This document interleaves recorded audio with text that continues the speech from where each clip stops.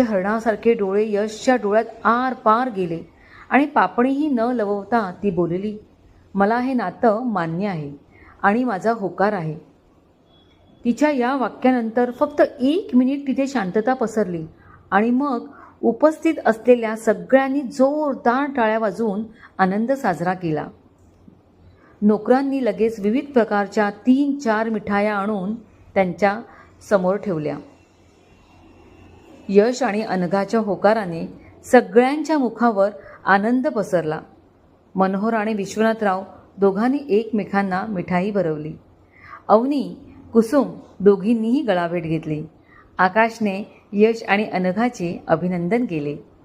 मंडळी, आपल्या मुलांचे होकार आले आहेत. आम्हाला सून आणि मेहेंदळेंना जावई पसंत आहे.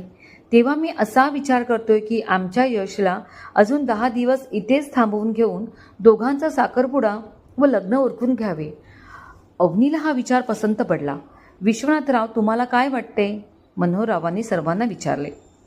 मनोहरराव, 10 दिवसात सगळं जमवून आणायचे म्हणजे खूपच घाई होईल, कुसुम पुढे येत बोलली.